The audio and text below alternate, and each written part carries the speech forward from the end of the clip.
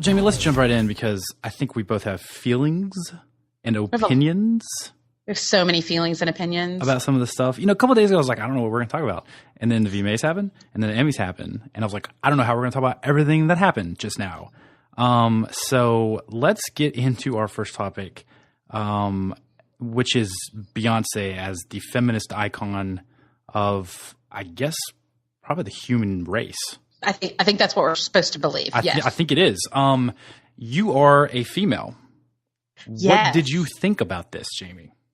Well, you know, Beyonce won the Vanguard Award at the VMAs, and so she therefore gets to do a big medley, long performance. And in her performance, which I thought was kind of boring, truth be told, it's not my favorite. This version of Beyonce that we have right now is not my favorite because she's really dirty and skanky. Mm-hmm. Even if she's dirty and skanky with her husband, that's fine. I'm still not interested in that version of her.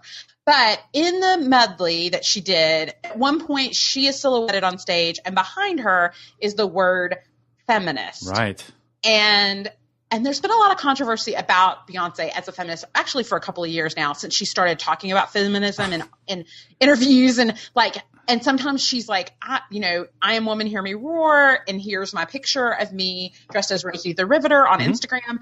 And then there's this performance where even within the performance, it was juxtaposed with like, I'm a strong, flawless woman. And then here's also my unclothed buttocks in the air.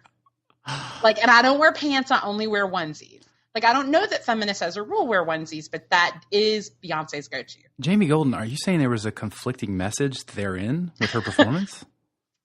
For me, it was difficult. Because I am a Beyonce fan, but I'm also a feminist. And so sometimes it's hard for me to really kind of embrace her, particularly with lyrics in her songs, which can be very empowering. Like, this is who I am and girls run the world. And I love that. And then those are very empowering and inspirational. Right?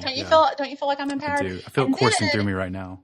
I know, right? And then there's the conflict with, she also has the lyrics, like, for example, in Drunken Love, which is her song. Jay-Z, I know, is singing on it.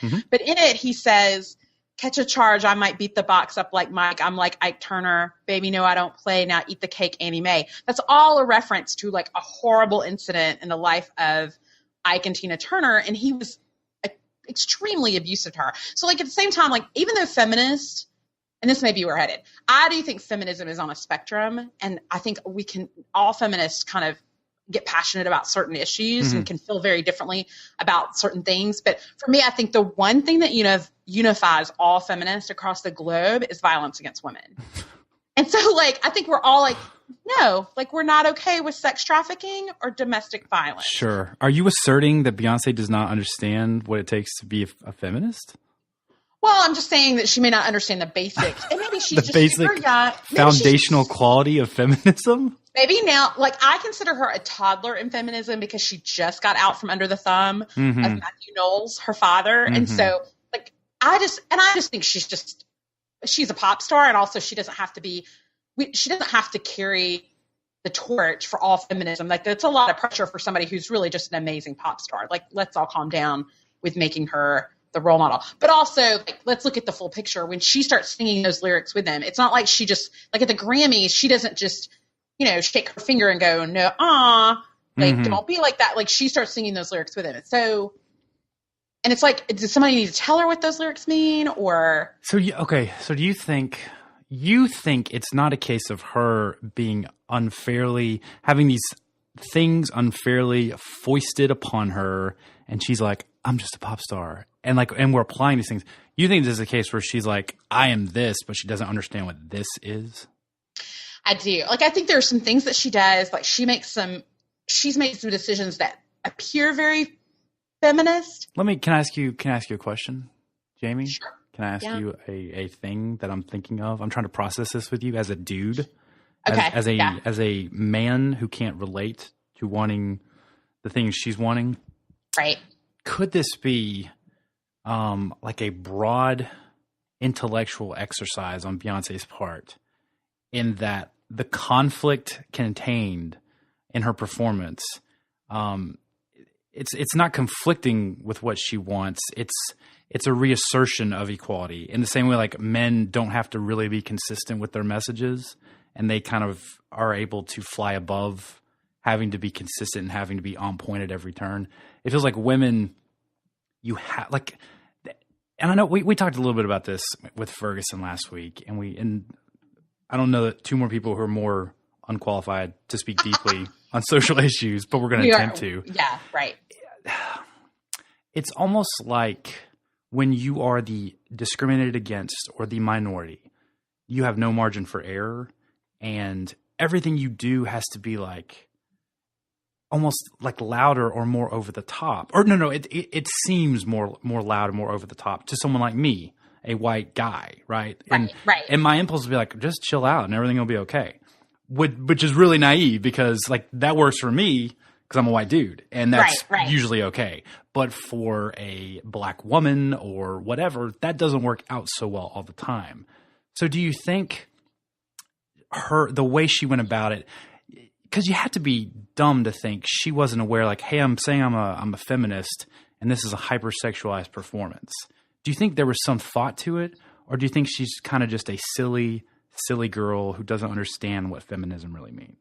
Well, I think she's not a silly girl. I think she has kind of come across when she talks about feminism publicly, she has kind of moved towards a more educated stance on it.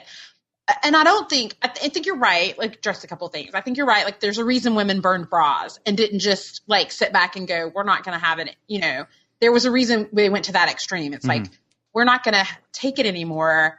We're getting rid of these bras. Right. And like, I really understand the value of that. And so, but I think for Beyonce, like it's almost like I said, there's a spectrum of feminism, and maybe I see a lot of times there's two different groups. There's my group, which is a more conservative, and sadly, I'm going to say this, an older, because I'm an older feminist. I'm an old femme. And then there's the feminist that says, this is about sexuality. I'm claiming back my sexuality. Like I'm really not trying to claim back my sexuality. Sure. Just on an everyday basis. But I'm also not a black woman. And I do think there are different components when you talk about white women versus minority women, because let's be honest, white women still have it better than all minority women. Right. You know, and I don't ever want to get in a position where I'm a woman talking about another woman's feminism completely, because like that's between her and herself, like deciding. Don't get politically correct, Jamie. Come on. But I mean that because I don't want to. Suddenly, what happens is we pit women against each other, like the Emmys. Sofia Vergara, in her bit when she came on stage with the president of the Academy, he put her on a pedestal that turned in a circle, and she was supposed to be the sexy woman on a pedestal, and it got a lot of flack because it was really misogynist, like that she's just the pretty one, and she got angry because what happened was Katie Couric went public and said, does this make anyone else uncomfortable like me? And then Sofia Vergara really lashed out, not at all critics, but at Katie Couric, and said, I don't like that a woman is saying this. I mean, like, this shows that I can be beautiful and funny, which calm down, Sophia. Like, calm down, Kmart. Like, you're not that funny. But it's mainly you're 90 language. Beautiful, 10% funny. Okay, relax. That's right. It's mainly your language barrier that makes you funny. Right. And that's really horrible to say, but that's really true. And so, like, I really don't want to get caught up in, see, suddenly it became Katie Couric versus Sofia Vergara, rather than going, hello, guys decided to put her, like, she agreed to it, but it was all guys writing for the show, sure, and they're the one who wrote this bit. Because I've read that she had agency in it, so it can't be like bunch of dudes, bunch of white dudes. Like she was part of it too. Which was more offensive to you, Sofia Vergara or Beyonce? Truth be told, Beyonce, because I want Beyonce to be a fierce role model for young girls, to show that you can have the power. It's in the money. Like, I lead my company. I make my decisions. I manage my career. But then she backs all that up with, no pun intended, with her butt. Like, she's just like, I'm going to be naked and I'm going to over-sexualize every component of my performance so that you don't just remember me as this powerful woman who has something to say of value. Like, when she was on Time's magazine cover of the top, most influential, the Time 100, she was not she was pretty scantily clothed on the cover of Time. Right. And then when she did the GQ article where she really came out as a feminist and really said some eloquent things, she was on the cover in bikini bottoms and a cropped jersey top so that her breasts showed. So, like, I don't know where I thought, like, that's not a feminism I'm interested in. Mm-hmm. I'm not saying it's a bad feminism. It's just not a feminism I'm interested in, especially if I have daughters. Like, as you think about, you have 2 daughters, like, who do you want them looking up to if their choice is Sofia Vergara or Beyonce? Probably neither. Right? I do. It does seem, though, I know this is going to come as a shock, but in the outrage culture we live in, it doesn't seem like people are really trying to read into the source of, like, the polarization between liking Beyonce, or liking what she did and not liking what she did. To me, it seems like she's the thing she's pushing in terms of her feminism is her sexuality, and she's that. To me, that's how I read it. It wasn't as much as, like, the more nuanced takes of sexuality or a feminism. It was, I can do what I want when I want. I can show you what I want because I'm strong. I'm a woman. Blah blah blah. Right. So I didn't really intend to ever defend her, but I understand that aspect of it. The Sofia Vergara one, I don't understand, because you saw people freaking out in support of Beyonce when everything she was doing was very counterintuitive to feminism.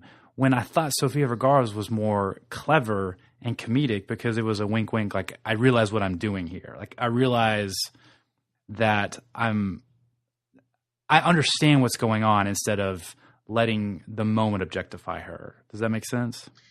It does. I don't think it's a full, accurate description of what happened. Because, like, she played it as if, what? Why do you want me on this thing? Like, I don't know. It just fell into an uncomfortable place for me, like, as I was watching it. And yes, maybe I'm being too grumpy, and the Emmys were a grump fest for me. Like, I didn't enjoy them hardly at all. And so, but, like, I just felt like, you're she is literally one of the highest paid actresses on television, and she is worth $100 million. And it's like, does Sheryl Sandberg do this? Like, she doesn't, like, I don't know. Like, but did Sofia Vergara say, I am going to be a symbol of feminism, and then she made that decision? I don't know if she's ever said that. I think Beyonce's like, I am feminism, and then I'm going to do this. So I think Sofia Vergara is being unfairly criticized. That's true. Beyonce should be criticized. That's fair. No, I agree with that. We're on the same page with that. There's a very excellent article by Molly Hemingway on The Federalist, and it talks about both Beyonce and Sofia Vergara, and she kind of breaks both down. I'll put it in the show notes, but it's a really good look, and especially from a female, so it doesn't lack the context that you need for something like this. But I urge everyone to read that and kind of change your perception a little bit on what you think you saw, Sunday and Monday night. Yeah.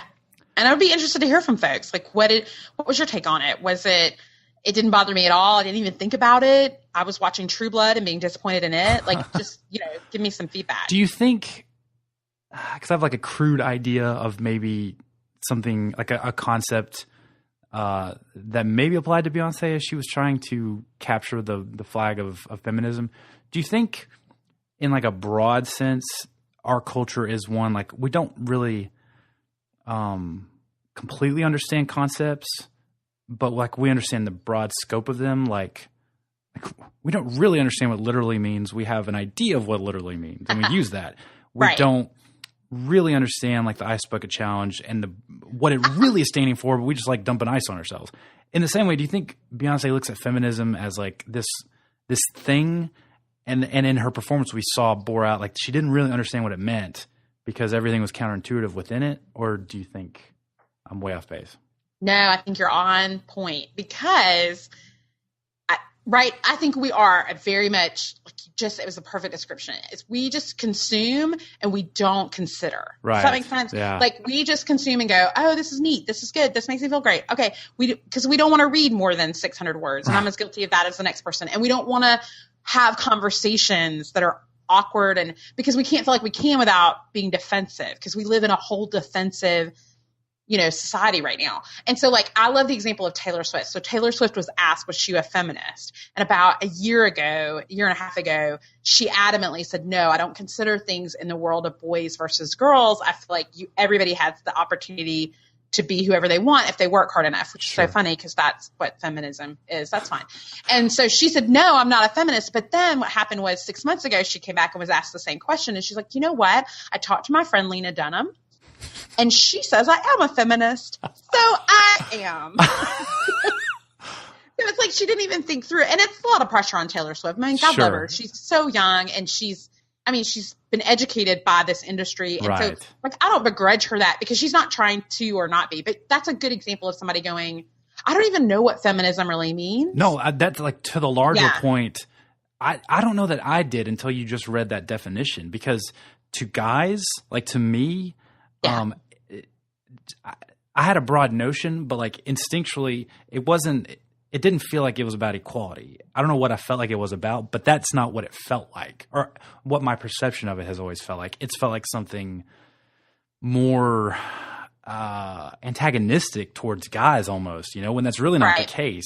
But it's unfair that, people like her have to answer that on the spot and have to decide whether they're going to be an icon for the movement. But it is what it is. And you could, When I remember I was in ninth grade. My English teacher was talking about whatever, and she talked about the concept of like the ambiguous. And I remember me and a friend were arguing with my ninth grade teacher of English, like this woman who did this professionally. We were arguing about what the definition of ambiguous was.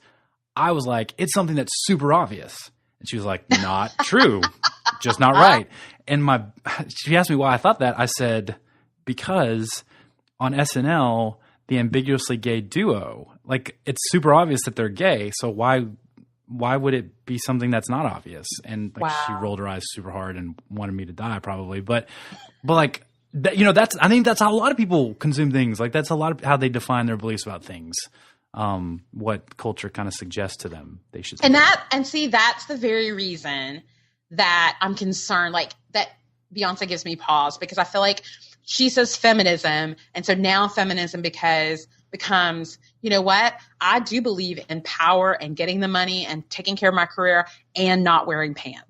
Like, and I'm pro not wearing pants, but not on a stage in front of cameras, in front of millions of people. If she doesn't want to if she wants to not wear pants, good for her.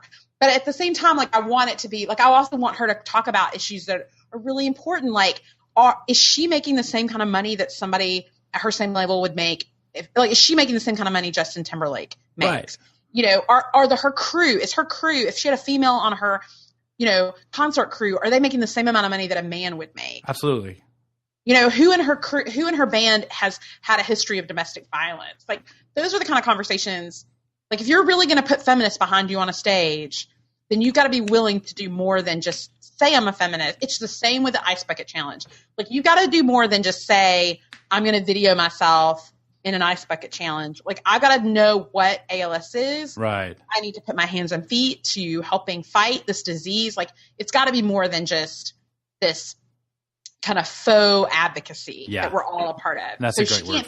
She can't be a faux feminist. If you're going to be a feminist, be a feminist. Yeah. I think it's probably a conversation for a different episode, but it makes me think she's to a point, and maybe we can talk another time about like stars who are like, they're so insulated that they don't understand what the real world is actually like anymore, because there's no one in their life to be like, that's a dumb idea, man. Can't do that. That's stupid. Because like they're so big, like people orbit around them now. Like they eat planets. They're so huge, and no one can check their tone anymore. And that's what it smacked of her being like, does this sound like a good idea? And everybody be like, yeah, it does. That sounds great. You should do that. You should totally be a feminist and like be naked and talk about bow down. I'm trying to keep it down so like if kids are listening, we're not going to offend them. So I don't have to right. Out. I'm trying to be better. So, okay. Well, we want to know what you think about Beyonce as feminist. Go to our Facebook page, facebook.com/thepodcast. Let us know. Let us know if you consider Beyonce on the Mount Rushmore of feminism or if you don't.